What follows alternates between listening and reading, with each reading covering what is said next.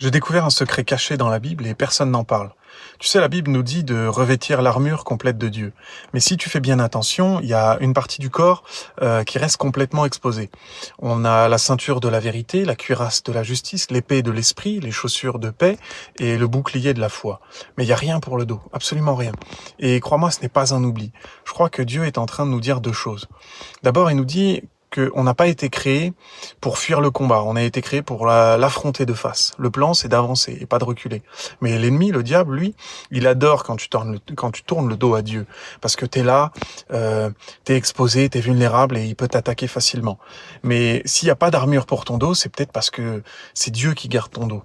La Bible dit que Dieu combat pour nous et je sais pas si tu le sais, mais Dieu ne perd pas. Il peut pas perdre parce qu'il est Dieu. La mer n'a pas pu arrêter Moïse, le géant n'a pas pu arrêter David, la tombe n'a pas pu retenir Jésus. Alors rien ni personne ne pourra t'arrêter ni bloquer le plan de Dieu pour ta vie.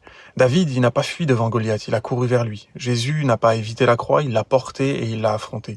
Et pour toi, Dieu ne veut pas que tu fuis non plus. Il veut que tu avances, que tu tiennes bon, parce que il t'envoie affronter les épreuves jamais seul. Il marche devant toi, il est à tes côtés, il couvre ton dos et surtout, il vit en toi.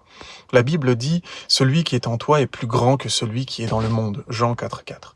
Donc si Dieu a permis qu'un Goliath se tienne devant toi, c'est parce qu'il a mis un David à l'intérieur de toi. Et personne, je dis bien personne, n'a ton dos comme Dieu l'a.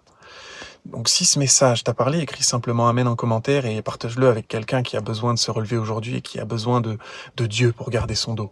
Et si tu veux apprendre à tenir ferme dans ce combat spirituel, à lire la parole, à prier chaque jour et te préparer pour le retour de Christ, tu peux cliquer sur le lien dans la bio ou écrire au numéro WhatsApp qu'il y a à l'écran. Dessus, tu trouveras un groupe où on lit la Bible, on prie ensemble, on se prépare pour le retour du Seigneur. Et vraiment, c'est pas un moment de fuir, c'est le moment de te lever.